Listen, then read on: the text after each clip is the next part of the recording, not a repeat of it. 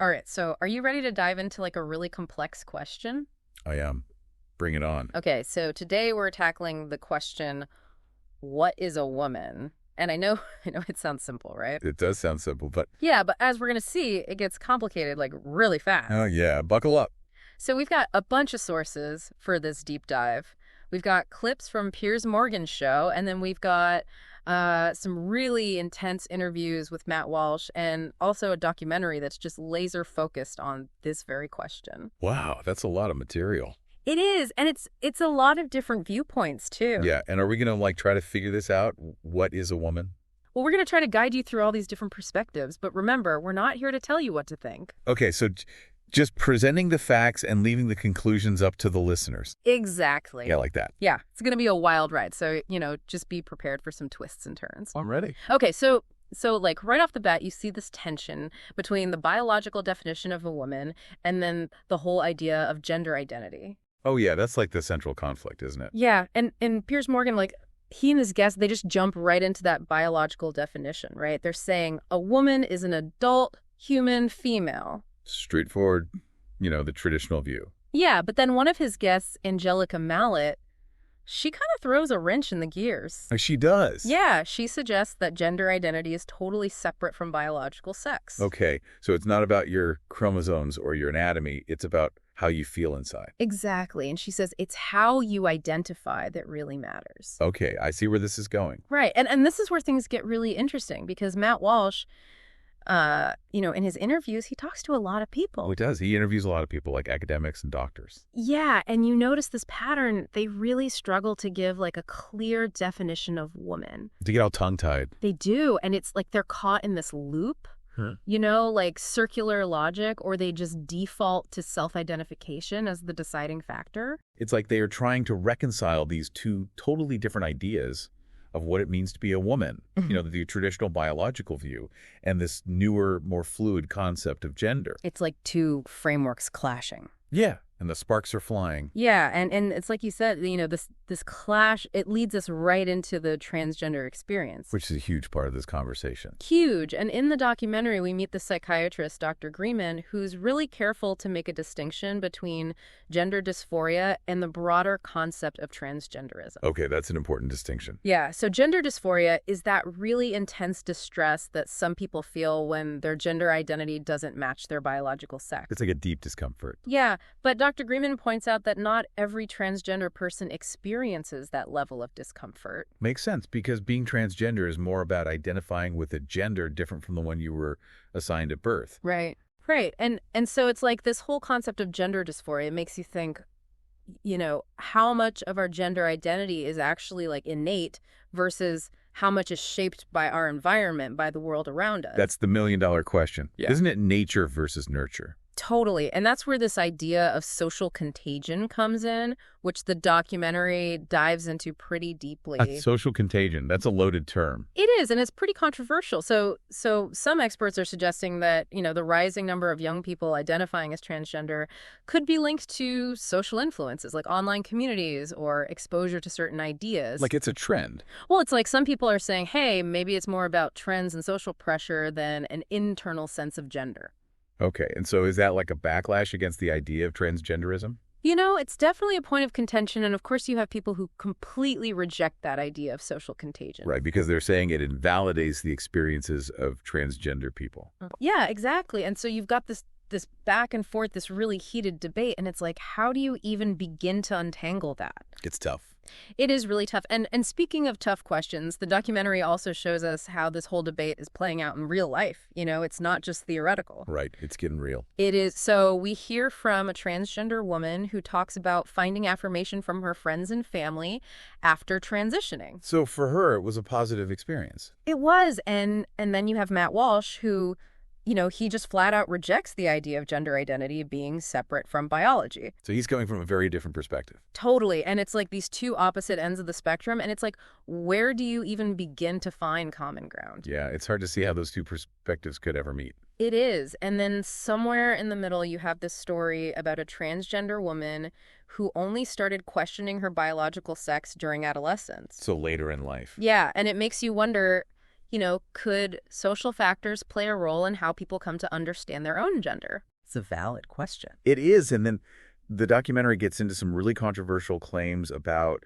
how social influences can shape gender identity. Like what kind of claims? What talks about the concerns that some people have about kids being exposed to ideas about gender fluidity in schools. Okay, that's a hot button issue for sure. It is. And then there's this anecdote about children identifying as animals. Whoa, really? Yeah. And some people see this as evidence of social contagion in action. It's like they're saying kids are too easily influenced. Yeah. And it raises all these questions about how we talk about gender with kids and at what age, It's a tough one because there's this push for inclusivity and exposing kids to different perspectives.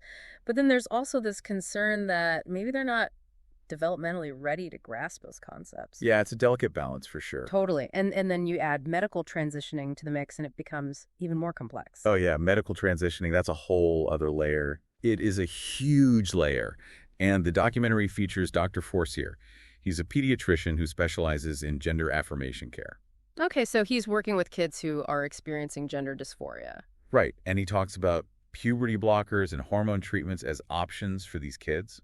And his approach is all about easing their suffering, right? Yeah, he wants to help them feel more comfortable in their own bodies. But then you have someone like Scott Nugent who transitioned and is now speaking out about the negative side effects he experienced. Oh, wow. So he's had a different experience. Yeah, and he feels like there wasn't enough informed consent in his own transition process. That's a serious concern. It is, and it really highlights the importance of critical thinking, especially when it comes to medical interventions for kids. Especially for kids, because they're still developing, and they might not fully understand the long-term consequences. Yeah, and then there's this story about a father who was legally blocked from stopping his daughter's transition. Oh, wow. That's heavy. It is. It throws in all these questions about parental rights, the power of medical professionals, and, what happens when a kid might not fully understand the long-term effects of these procedures. It's a really tough situation all around. It is, and that story just really personalizes this whole debate, right? It's not just theoretical anymore. It's about real people.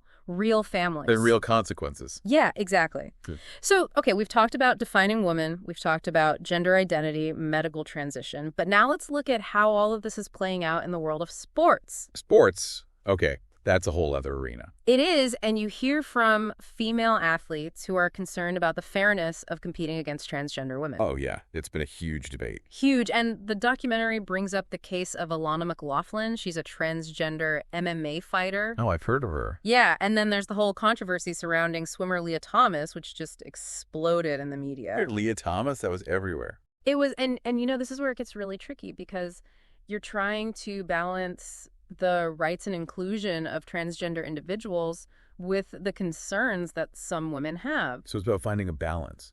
Yeah, and it's not just about sports. It's about how we define fairness and how we define categories like male and female when those categories are being challenged. Right. It's like the very foundation of these categories is being questioned. Exactly. And that's what makes this whole discussion so fascinating and so important. It really is. It's like we're at a crossroads in our understanding of gender and what it means to be human.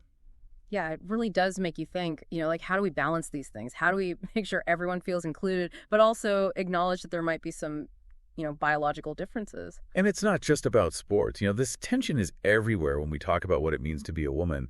It's like this battleground for all these different values and beliefs, even anxieties about the future. Exactly. And that's what makes it so complex. Yeah. It's not just about finding the right definition. It's about our core beliefs. Mm-hmm. About identity, about biology, about what we even consider truth. It's a lot to unpack. It is. So with all these viewpoints swirling around, what really jumps out at you as we try to make sense of it all? Honestly, it's the passion. Yeah. People really care about this. Yeah. It gets to the core of who we are, as individuals and as a society. It's like these fundamental questions about being human being, male being female. Yeah. And there's no easy answer. And I think the documentary does a good job of showing that, it doesn't shy away from the complexity. It just lays it all out there, all these different perspectives. And then it's up to you, the listener, to figure out where you stand. It's a true deep dive, giving you the information and letting you explore. Exactly. And what really struck me was that segment where Matt Walsh visits the Maasai tribe in Africa. Oh, yeah. What about that? It's like they have this very clear understanding of gender roles, very pragmatic, and it's all rooted in their way of life. And it made me wonder, you know, has our Western culture, with all its emphasis on individualism, has it overcomplicated things? Interesting. It's like comparing different cultures and how they view gender. Yeah, and it made me think about ideology too. You hear people on both sides saying the other side is pushing an agenda, like Tommy Lahren talking about the radical rainbow mafia, and then Dr. Marcy Bowers calling people transphobic dinosaurs. It's like everyone's already made up their minds. That's the problem, isn't it? When ideology takes over and we can't even listen to each other anymore. And then you throw social media into the mix, and it's like a total explosion. Social media is like a whole other beast. It is. It's all echo chambers and algorithms, designed to keep us outraged. So how do we even have a productive conversation in that kind of environment? That's the challenge, right? We need to be more critical, more aware of our own biases, and willing to engage with different perspectives, even the ones that make us uncomfortable. It's easy to get lost in the noise. But we have to remember that this is about real people, real lives. Exactly. This isn't just some abstract debate. It's about people trying to figure out who they are, families trying to navigate tough situations, a society trying to be more just and equitable. It's about creating a better world for everyone. Well said. So we've taken you on this deep dive into this question, what is a woman? We've looked at the science, the politics, the culture, the personal stories, but we promised we're not going to tell you what to think. We've given you the pieces, now it's up to you to put them together. It's been a journey for sure, from dictionary definitions to these really intense personal stories. We've covered a lot of ground, but yeah, like you said, it's not about us giving you the answer. No, we're not here to tell you what to think. Right. It's about giving you the tools to form your own understanding. And I think one thing that's really important to remember is that language can be so tricky, Yeah, words can mean different things to different people. Exactly. And we're trying to define these really complex concepts like gender with words that have so much baggage, so much history. Like the word woman itself has become so loaded. Right. And that's why it's important to be aware of how people are using these terms and to be willing to challenge your own assumptions. So true. And I think that's where empathy comes in. Even if you don't agree with someone's perspective, you can still try to see things from their point of view. Absolutely. And I think that's what makes this whole topic so challenging and also so fascinating. It forces us to confront our own biases, our own ideas about gender and identity. And it makes us think critically about the world around us. It does. As we wrap up this deep dive, I keep thinking about something you said earlier about this tension between personal truth and objective reality. Oh, yeah, that's a big one. It is. And in a world where we're constantly told to embrace our own individual truths, how do we hold on to the idea that there's also a shared reality out there, something that exists outside of our own feelings? That's a really deep question. And honestly, I don't know if there's a simple answer. I think it's something we all have to grapple with. How do we balance individual experiences with the need for shared understanding and common ground? It's like walking a tightrope. It is for sure. But I think the key is to stay curious, to stay open-minded, and to keep talking to each other. I agree. And as you continue to explore this topic on your own, just remember that in a world that feels so divided, the ability to have respectful, thoughtful dialogue is more important than ever. Well said. So to all our listeners out there, keep thinking, keep asking those tough questions, and keep searching for deeper understanding, because that's what it's all about, right? The never-ending quest for knowledge. That's the journey we're all on. And we're glad you joined us for this deep dive. Thanks for listening.